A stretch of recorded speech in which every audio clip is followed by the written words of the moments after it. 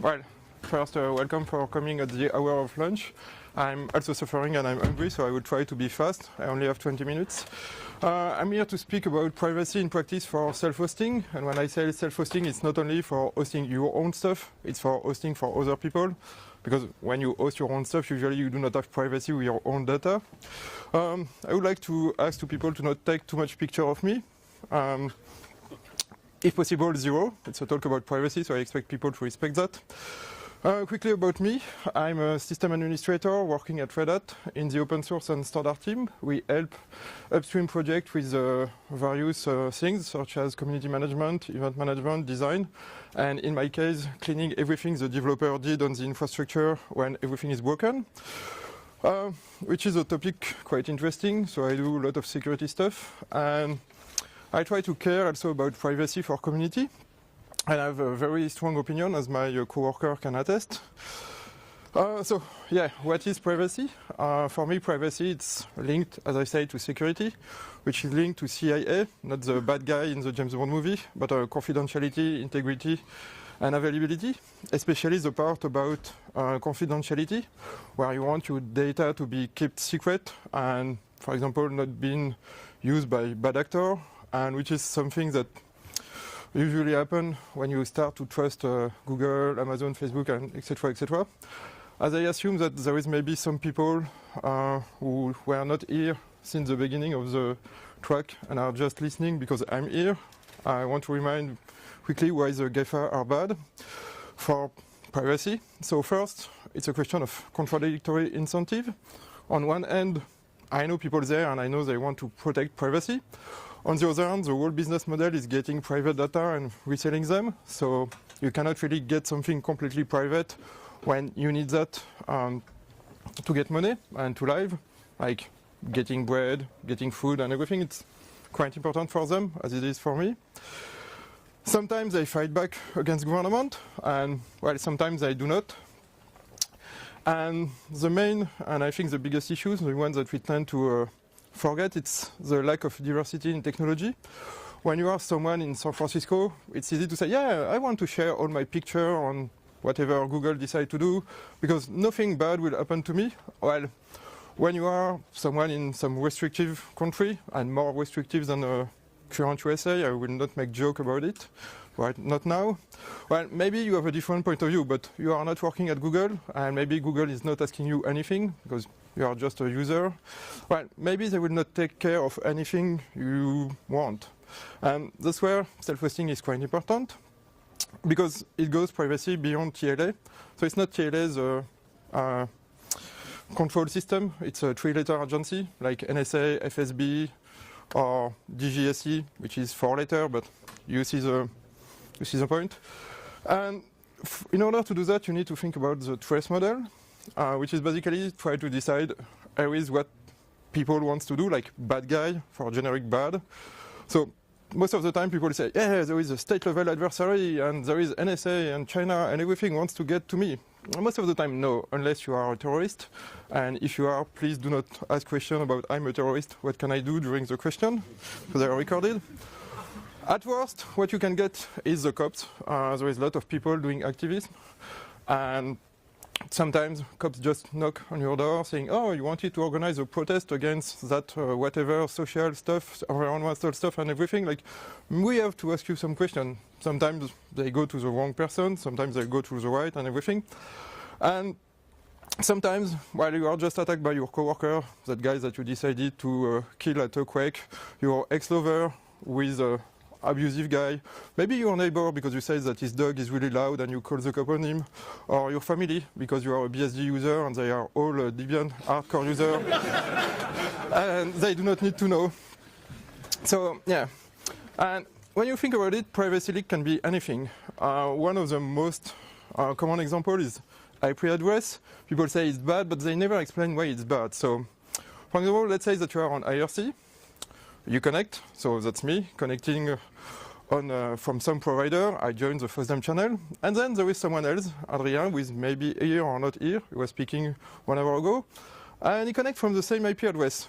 So based on that, you think, yeah, maybe they are at the same place, and depending on the circumstance, maybe they are at the same workplace. which is fine if we are working together.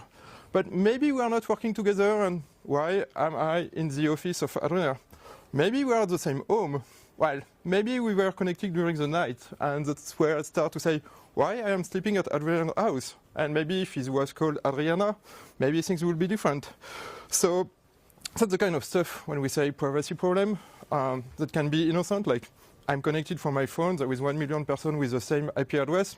Okay, no problem. I'm connected from a specific IP, maybe there is something. And if people say, yeah, you can hash IP, no, it do not help. For example, people disconnect at the same time because network is crappy. Well, turn out that you found something. So let's back to the basics. I will focus on the web because everything is web and it's easier. I have 20 minutes. So first, TLS. I mean, everybody can use Let's Encrypt.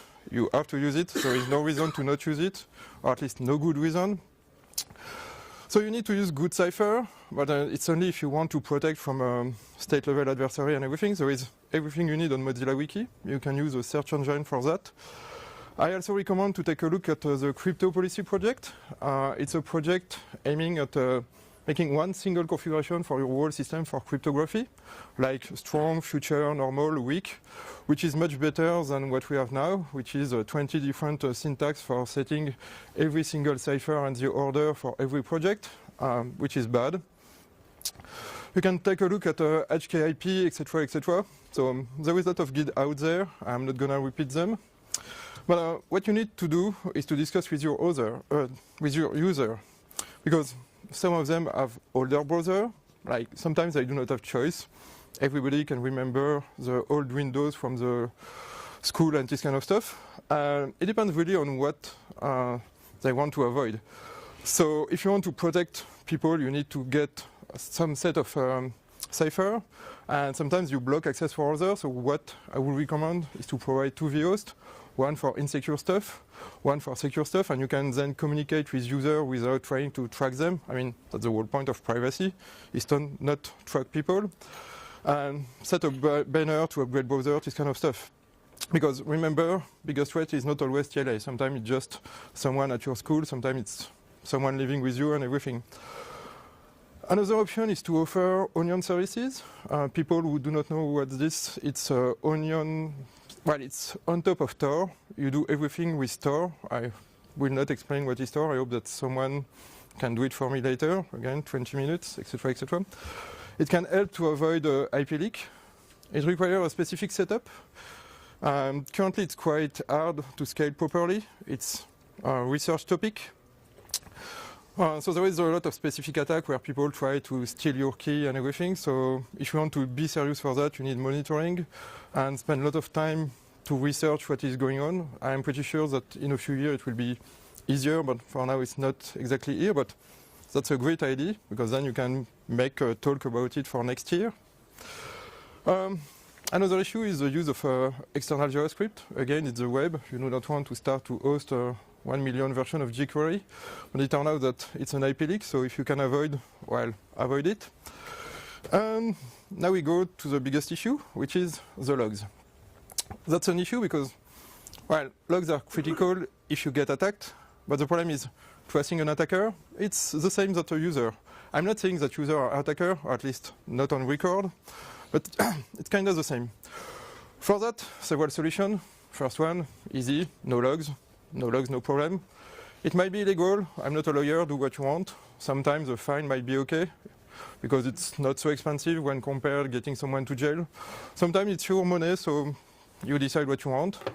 Some people try to anonymize the log, which is usually working fine. That reduces the risk of leaks. But yeah, when you have something like this in the log, you can anonymize the IP address as you want. You will see that there is still my name, and so yeah, you need to reduce information logged as soon as possible. For example, do you need a user agent? Maybe, maybe not. Do you need the IP, the referrer? One interesting trick is to use an ID for each user, and you keep the mapping of ID out of the log. So everything will be user number something, and someone asks for the log. Well, turns out that if they do not have that mapping, because it's not on the log, you cannot do much. So that protects against accidental leak. For example, cut and paste on bug tracker, or automated cut and paste on bug tracker, discussion on IRC and everything. It might or might not frustrate TLA, which might or might not be a good idea. Again, it depends. And it's also nice because it is username change. Sometimes you do not want to keep a nice guy from some department and get Mr. Nice Guy, or if you change name because you are married, this kind of stuff. Obviously, you need ACL for the log. If possible, separation of access, which means that you need to have more than one admin, which can be hard. If you want to avoid abuse, there is a 3-step audit, audit, and audit. If possible, no direct access to log. You can use something like Elasticsearch, but I cannot recommend the tool because it's quite hard to install and it's not exactly good from a security point of view. But something like this, but not this.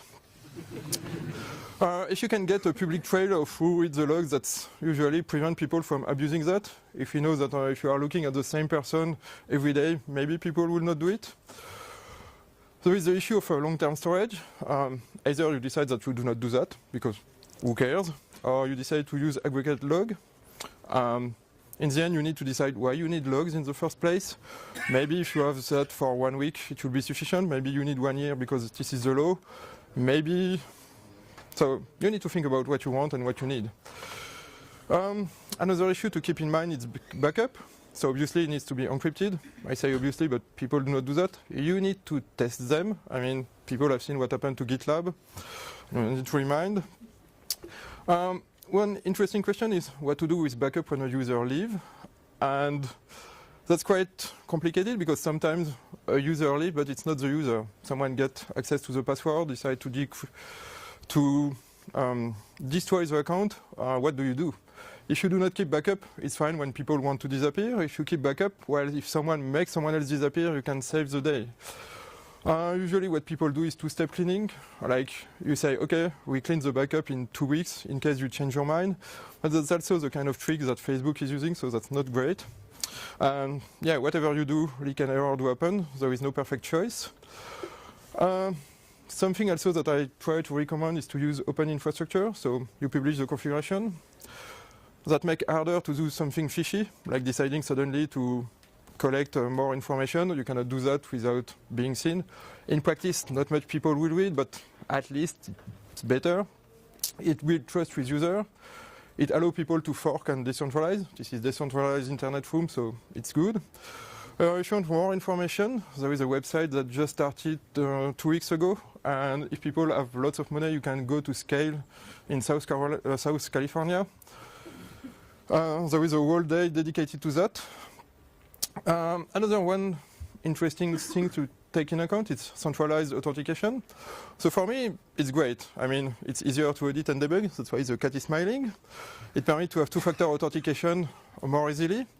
But at the same time, it's easier to trace people because the same people will connect on one central system and it will have the same name everywhere. And most of the time, it requires upstream work. So I know that, for example, Framasoft, which is a group providing services, do not want to set up central authentication for political reasons. So again, no perfect solution. So you need to be proactive, look for a way to attack privacy, which basically means be a stalker. Let's be clear. You need to think about sharing policy. I would recommend to see what Mozilla is doing. So they have 6 principles. The first one is no surprise. Surprise is great, but only for Christmas as birthday. You need to tell people what you do. That means that you need to make sure that they understand. Basically, do not get a lawyer to write a document to explain that. Usually do not work. So it needs to be tested with users, discuss with users, make sure that they understand something and not something else. You need to make sure that you give them real choice. Again, that needs to be clear. You need to discuss with user everything. You need to have sensible default. If you create a system for blog, a blog is supposed to be public. If you create the same system for a private diary, it's supposed to be private. It's technologically the same stuff. You write stuff and it's recorded, but the default will be different. Of course, you need to limit the data. Data that you do not have are data that cannot be leaked, that can only be private. And you need to make sure that the users stay in control and that you trust third party. Make sure that third party are taking privacy seriously and everything. which is quite hard to do, I think, but it's up to you to decide. And there is the whole importance of UX, which is by itself a whole topic that will span 1 hour discussion. So instead I will just remind, discuss with user, and discuss with more than your friend, because if you are in this room, you are likely to be more paranoid than the regular user. And you may not see that, yeah, maybe GPG is great because you can select what cipher you want, size of key you want and everything, but most people would not want to do that. They want a checkbox private, and that's it. So you need to discuss with a real user or more mainstream one, because your friends most of the time are real. I mean, it's fine if they are not. I'm not judging anyone, but... And yeah, so what to do to avoid sysadmin stalking? And to be honest, that's your worst case attack, because that's someone who controls everything and who sometimes can be asocial. And let's face it, I'm sysadmin. That's called the confused deputy problem. There is a lot of discussion about that. Again, I keep repeating myself, because when I was in university, we were saying that repetition is everything. So audit what is going on, so you can see if there is something, you can go back. That's for sysadmin. Sysadmin, if they are volunteers, they need to be aware that they will be spied on by other sysadmin and everything. The whole who watch the Western stuff. I cannot speak Latin, or I would have said in Latin. Again, prevent direct access. If you can use config management, do it. If you cannot, go to config management camp tomorrow in Gantt, learn how to do it and go back to that slide. If you want to be trendy, there is a whole serverless container stuff, because if there is no server to connect, there is no problem. And if there is configurations that cannot be changed because container everything, well, it cannot be changed and there is less risk of abuse. If you have more time, you can take a look at various research topics, such as peer and everything, where people do not give you data, they give you encrypted data and you can make computation on it. Something like ZeroBin, I think, is working like this. The server has no knowledge or anything. Everything is done client side, but for more than a pass bin, because that's quite limited. And to conclude, think about UX, discuss with user. I said that several times, so just to make sure you understand that. Communicate. If you can patch security upstream, that's great, so I do not have to do that. And data not collected is data that cannot be leaked. It's quite easy. You can print it in your office. Think about it. If you want to contact me, well, you can use whatever you want, as long as it's IRC or mail. And thank you. And if you have a question, it's the right time. We have 7 minutes, if I'm not wrong. Yes, that's correct. Thank you.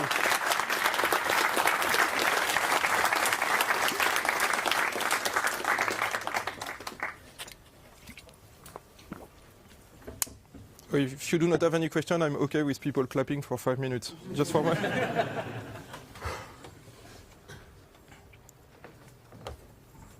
Yep. Did you find any use of because you haven't mentioned it, like encrypting the drive themselves? Is it actually worth it for like servers and things and so on, or are you just of the opinion everything should be stateless? You shouldn't record any data if you don't have to, and basically the data itself should already be encrypted. So the question is it worthwhile to encrypt a disk in a server if you do not log anything and if the data are already encrypted? It depends, because you can still have someone going to the data center, taking the disk, pretending like there is power cut, changing the data, and then putting it back. That's unlikely to happen, but that's something that can happen. And the other problem is, even if we need to encrypt the data, sometimes you just take out of the box software, such as, I don't know, webmail, and most of them do not have encryption right now. You can add it, but it requires to be able to code, that requires upstream to accept, and everything. So if you want to get something fast, maybe not. And no matter what you do, there is stuff that you cannot encrypt. For example, you want to make sure that people do not know who can access the server. There is SSH key. You cannot encrypt them. I mean, they need to be in clear text when the service is started and this kind of stuff. So I'm pretty sure it cannot hurt too much to encrypt the data. Then, of course, it becomes complicated because you need to have a specific initrd, you need to have some specific process. I know that people at Red Hat are working on that. You can take a look at Nathaniel McCallum work. He is likely giving a talk somewhere at FOSDEM about it, so watch the recording. But for now, the people who are doing that are just using out-of-the-box initrd stuff with drop-beer, where someone connect and decrypt, and that works fine. You have more downtime, so you have to decide if it's okay or not. Again, there is no perfect solution. You just need to decide, is it worthwhile, isn't it worthwhile? You can try and then change back, because that server, they are supposed to be throwable. And again, config management, reinstall everything, etc., etc. So it depends. No one has any question I cannot answer, but confuse people like this. Yep. I was thinking about doing self-hosting for my house, and then I immediately bumped into the problem where you have the access to the machines, because you have the access on the machine on a hardware level. And so there is access to the machine on hardware level. Yep. You have laptop servers running at home. So I was wondering how to make sure that the users, their privacy is there, while still having servers at my house. It's much easier if I do if I use a hosting service and I put my server somewhere in the data center, because then most of the times the access to those servers is audited. Whilst if it's a laptop at the house, nobody knows. So there is no way for me to prove to my users, if there would be any, that I am not tampering the machines. Is there a way to deal with this? So the question is, if I do self-hosting in my house, I cannot prove to people that I'm not doing anything with the server. I think you cannot prove it, because even if it's a data center, if you pay for it, you can likely access it. I can say, yeah, I'm hosting something on a data center from OVH, which is a famous European provider.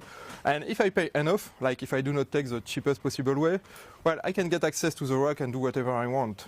And even if I do not have access at the hardware level, well, I'm root, I can refresh the BIOS, I can do whatever I want. So yeah, that's quite hard.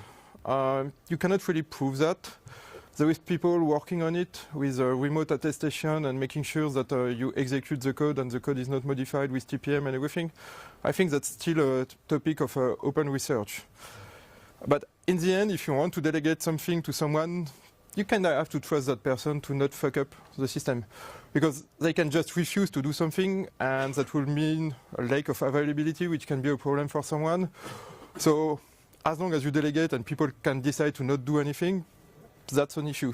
So you have to trust someone. But yeah, that's a complicated topic, and I do not have good answer.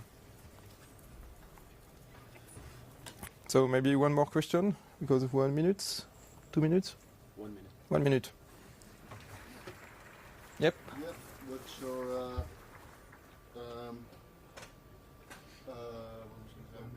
preferred hardware stack to use?